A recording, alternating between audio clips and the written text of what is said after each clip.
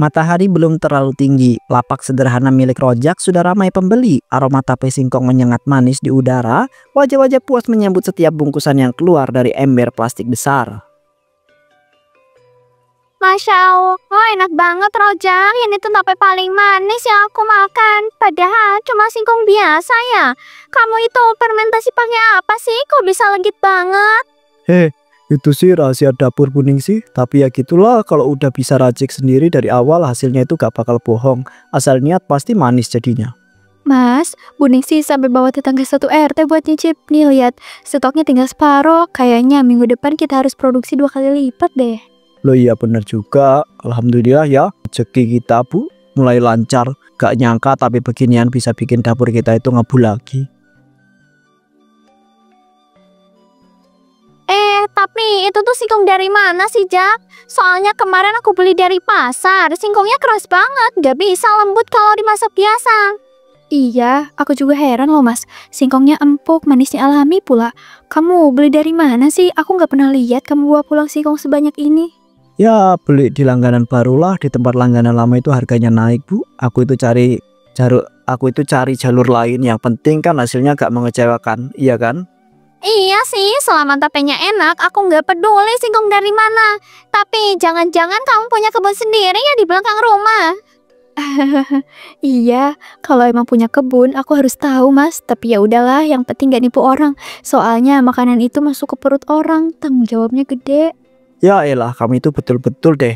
Udah tenang aja, aku tahu kok mana yang halal, mana yang enggak. Ini rezeki yang aku juga baik-baik.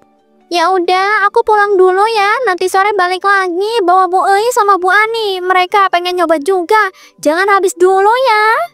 Mas, serius ya. Aku tuh nggak enak kalau kamu nutup-nutupin soal singkong itu. Aku cuma takut ada yang nggak beres. Soalnya rezeki itu harus jelas asalnya. Udah Bu, kamu itu ya kebanyakan mikir. Kita lagi naik daun, kamu malah was-was. Udah percaya aja, aku yang urus semuanya.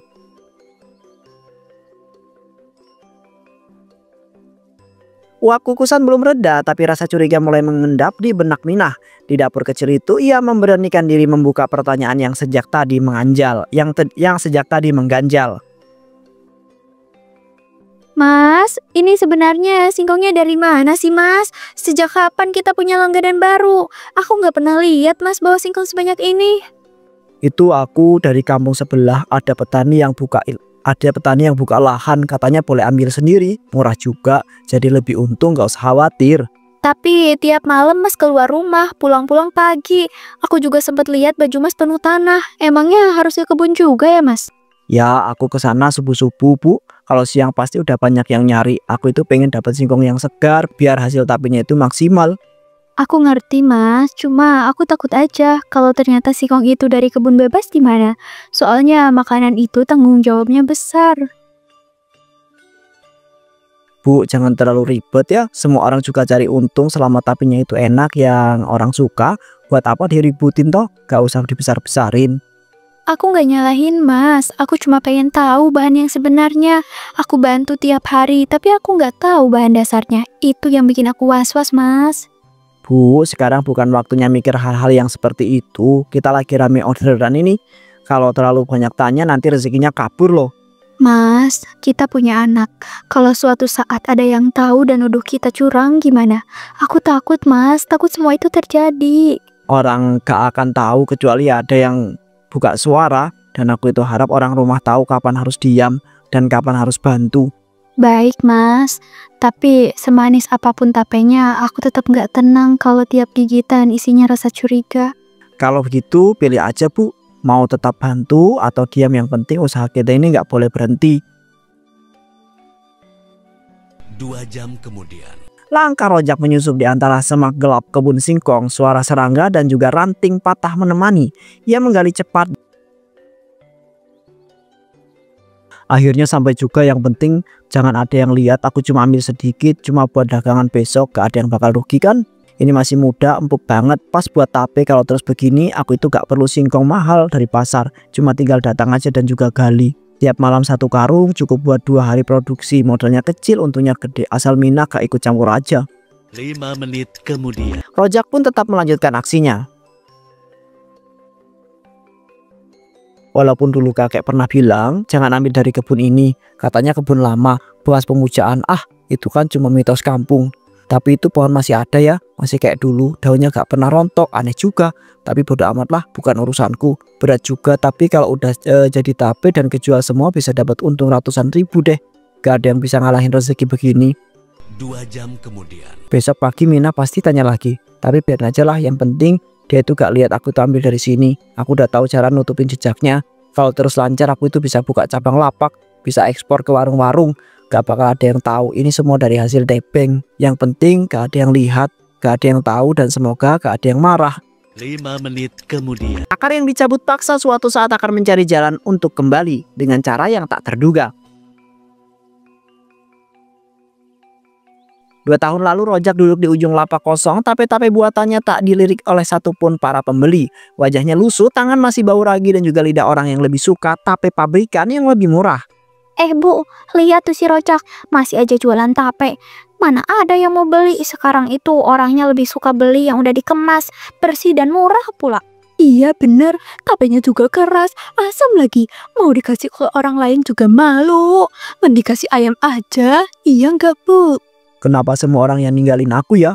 Padahal aku tuh belajar dari ibu, dari kecil udah ngelihat beliau ngolah singkong. Tapi kenapa yang dihargai cuma yang di pabrik aja? Mas, sabar ya. Mungkin hari ini belum laku, tapi siapa tahu besok. Kan rezeki itu nggak bisa dipaksa. Yang penting kita tetap jujur. Ya Bu, tapi jujur aja aku tuh capek tiap hari bangun subuh, ngolah singkong dari pasar, terus akhirnya dibuang juga.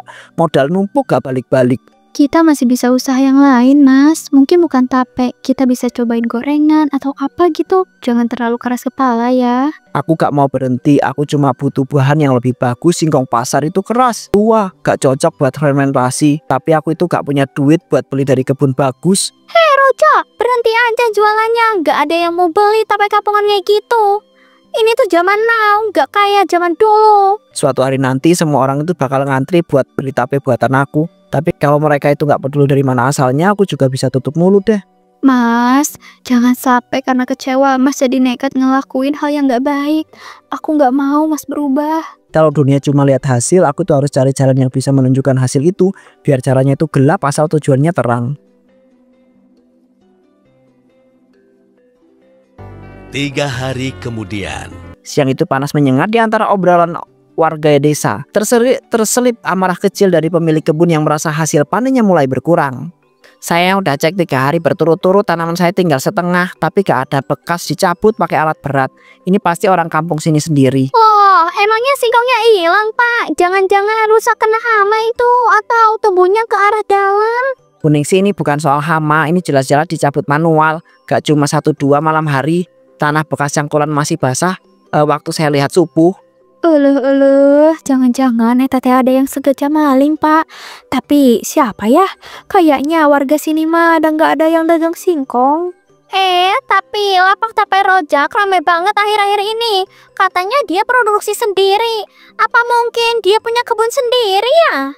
Setahu saya Rojak gak punya lahan. Kalau iya pasti saya itu tahu, ini kampung kecil. Semua orang saling tahu isi dapurnya. Jangan suujon dulu. Tapi kalau emang benar dia ketahuan ngambil dari kebun Bapak, ini mah udah nggak bisa ditoleransi ya. Harus dilaporin Pak. Saya belum nuduh siapa-siapa, tapi kalau besok kejadian lagi, saya bakal jaga sendiri deh malam-malam. Kita lihat siapa yang datang. Kalau boleh tahu Pak, ladangnya yang bagian mana ya yang sering hilang singkongnya? Yang dekat pohon tua itu, sudut paling pojok, tempat orang dulu suka bilang angker, tapi saya itu anggap cuma mitos. Loh, itu teh kan tanahnya bekas ritual ya Pak. Makanya dulu teh dibiarin kosong bertahun-tahun. Warga sini juga nggak ada yang berani olah dari tanah situ mah. Iya, dan mungkin sekarang saya tahu kenapa dulunya tempat itu ditinggal. Mungkin saya juga harus dengerin omongan orang tua. Dan hari itu satu nama mulai disebut, meski belum ada yang benar-benar berani menunjuk. Malam itu di ranjang, Rojak mulai mengigau dalam tidurnya dan sebuah suara asing masuk ke dalam mimpinya. Singkong itu aku cuma ambil sedikit, aku gak maksud jahat, aku tuh cuma pengen dagangan aku tuh laku, jangan tarik aku dong. Kau mencabutku dari tanahku tanpa pamit, tanpa izin. Lalu kau olah tubuhku menjadi dagangan penuh dosa. Siapa kamu? Aku itu gak ngerti, aku tuh cuma ambil akar, aku tuh butuh uang, aku tuh harus hidup, aku tuh gak ganggu siapa-siapa. Kau bukan hanya mencuri makanan, tapi mencuri ketenangan yang lama kami jaga di tanah ini. Kau menggali lebih dari sekedar umbi. Tapi aku itu gak tahu ini tempat terlarang. Aku tuh pikir cuma tanah kosong. Aku pikir semua orang itu bisa gali dari situ. Kau sebenarnya tahu tapi pura-pura tidak tahu. Dan sekarang kau berani menjualku, menyebarkan aku, mencampur dosa dengan manisnya tapemu. Tolong hentikan, aku itu janji gak bakal balik ke sana. Aku itu gak akan ambil apa-apa lagi. Aku bersumpah deh. Janji manusia mudah diucap, tapi tanah ingat semuanya. Dan waktumu semakin habis. Ya Allah, astagfirullahaladzim. Bu, aku mimpi aneh banget tahu. Serem kayak ada yang manggil aku itu dari dalam tanah. Mas, kamu mimpi buruk ya? Badan kamu basah semua, Mas. Terus kamu tadi ngomong sendiri sambil mukul-mukul bantal. Bu, aku itu mimpi tanah itu hidup. Ada suara perempuan. Dia itu marah karena aku itu ambil singkong di kebun itu. Mas, kalau emang itu ngebebanin pikiran kamu, mending berhenti sekarang juga. Jangan sampai usaha ini justru jadi jalan petaka buat kita. Dalam keheningan malam, suara itu masih membekas di kepala Rojak. Dan tahu malam itu bukanlah mimpi biasa. 3 ibu kampung berkumpul di teras, tangan masih sibuk mengupas pisang, tapi pikiran mereka teralih oleh kejadian aneh di kebun belakang kampung. Aku tuh semalam gak bisa tidur. Pas ke dapur, aku lihat dari jendela ada bayangan orang lewat ke kebun Pak Surya. Jalannya tuh pelan, bawa karung besar, gak kayak warga biasanya. Waduh, beneran Bu, malam-malam. Ya ampun, itu mah udah jelas aneh. Orang mana coba yang berani masuk kebun itu sendirian malam hari? Wah, yang benar Ibu. Jangan-jangan itu teh orang luar ya. Tapi mana mungkin atuh. Soalnya daerah kita teh sepi. Siapa juga yang tahu ke jalan kebunnya Pak Surya selain warga sini juga atuh ya. Iya Bu Rika, justru itu dari bentuk badannya, cara jalannya aku curiga. Itu teh mirip si Rojak, soalnya badannya tinggi, langkahnya agak nyeret-nyeret gitu. Rojak, tapi kan katanya dia dapat singkong dari orang dalam. Katanya punya jalur sendiri yang gak lewat pasar. Saya juga pernah nanya ke dia, katanya teh punya kenalan petani luar daerah. Tapi tiap pagi dia teh gak pernah keluar kampung ya, aneh pisan. Aku juga sempat dengar Pak Surya bilang ada singkong hilang terus. Cuma dia bilang gak ada bekas truk atau jejak kendaraan. Kayaknya sih dicabut manual gitu. Jangan-jangan si Rojak teh ngambil dari kebun itu ya. Astagfirullah, kalau itu teh beneran bisa gawat. Soalnya itu teh kan kebunnya teh deket pohon angker. Dulu ada anak kecil hilang di sana Bu. Sampai sekarang gak ketemu. Orang kampung aja jarang berani lewat malam-malam. Aku jadi ngeri kalau beneran singkong itu dipakai buat dagangan. Soalnya banyak banget warga yang udah beli tapenya, termasuk aku sendiri. Iya sama Ibu. Suami aku teh malah sempet muji kalau rasanya teh beda. Katanya teh lebih lembut ya. Tapi sekarang aku malah nyesel pernah beli dan makan di warungnya si Rojak. Kalau bener itu dari tanah terlarang, bisa-bisa bukan cuma tubuh yang kena, tapi yang ikut makan juga. Kita kebawa dosanya. Sore itu ketakutan menyusup dari mulut ke mulut, dan saat matahari turun kecurigaan justru makin meninggi. Malam, mimpi malam tadi belum pergi dari pikirannya, dan tiba-tiba satu ketenangan dari masa kecilnya muncul kembali tentang ayahnya dan kebun yang sama. Dulu juga gini, bapak pernah bilang jangan cerita soal tempat itu, jangan bilang siapa-siapa, dia itu gali singkong dari tanah keramat itu. Waktu itu aku itu masih kecil, tapi aku itu inget jelas. Tapi malam bapak itu suka pergi diam-diam, katanya cuma ngecek ladang, tapi tangannya selalu penuh tanah basah.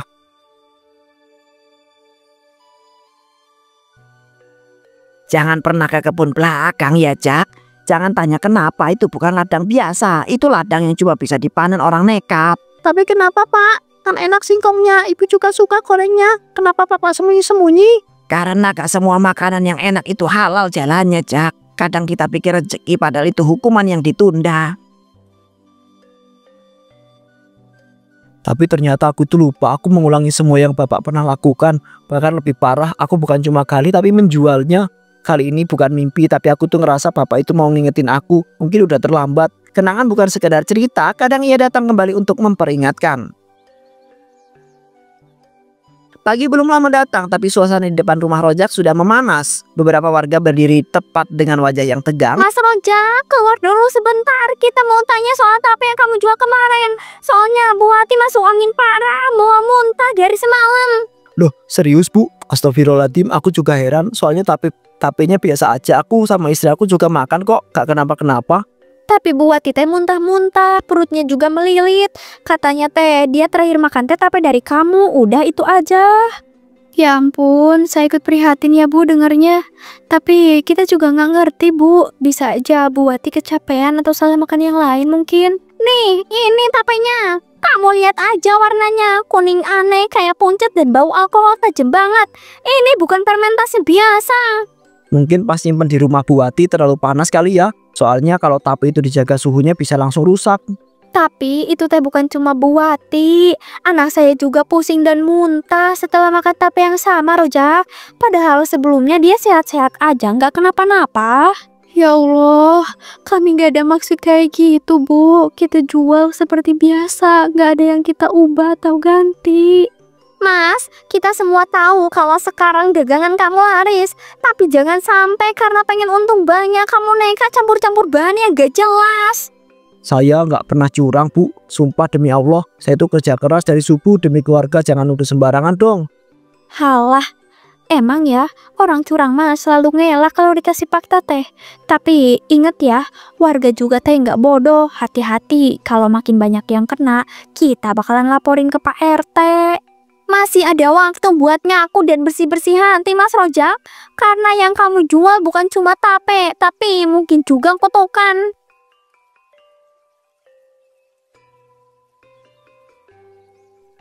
Sejak warga datang tadi pagi, suaminya makin aneh, diam dan juga murung. Sering melamun di depan karung singkong. Malam ini, ia tak tahan lagi. Ia harus tahu dari mana semua singkong itu berasal. Mas, aku tanya sekali lagi. Tolong jawab jujur. Singkong yang kamu pakai buat bikin tape, kamu dapat dari mana, Mas? Dari tanah Bu, tanah yang diam tapi tahu segalanya. Tanah yang dulu pernah dikasih sama bapak. Aku cuma nerusin. Apa maksud kamu? Nerusin? Bukannya dulu kamu bilang beli dari kenalan? Mas, jangan bilang kamu ambil dari kebun larangan itu. Aku cuma ngambil yang gak kepake, gak ada pagar, gak ada larangan tertulis. Siapapun bisa ambil kan. Tanah itu butuh pengakuan Bu. Ya ampun Mas, itu kan tanah angker. Kamu masih ingat gak dulu bapak kamu meninggal aneh gara-gara gali tanah di situ? Kamu kenapa sih nekat banget? Mereka manggil aku itu Bu dari dalam karung. Mereka bisikan kata-kata, mereka gak marah. Mereka minta aku teruskan, katanya aku itu pewarisnya. Mas, kamu ngomong apa sih? Karung gak bisa ngomong. Mas, kamu dengar suara siapa? Ini udah gak bener. Mereka bilang tapeku enak, mereka senang. Aku bagi rasa pahit itu ke semua orang. Katanya makin banyak yang makan makin tenang mereka. Ya Allah Mas, ini bukan kamu yang aku kenal. Kamu berubah Mas, kamu bukan orang waras lagi. Kamu udah kebawa apa sih Mas? Aku cuma dagang sama kayak orang lain. Bedanya aku tuh dibantu yang tak terlihat. Dan mereka lebih setia daripada manusia. Aku harus keluar dari rumah ini. Aku harus kasih tahu warga sebelum semuanya terlambat Mas. Mas ampun Mas, jangan lanjutin ini. Mereka itu gak bakal suka dan kalau mereka marah, kita berdua yang kena duluan. Malam itu Mina tahu suaminya sudah berubah. Di dalam dapur belakang tape-tape singkong buatan Rojak menumpuk. Di antara aroma manis ada bau tajam fermentasi yang tak wajar. Aku harus keluar. Aku harus kasih tahu Bu Ningsih biar warga tahu semuanya. Aku nggak bisa tinggal diam. Ini dosa, ini bahaya.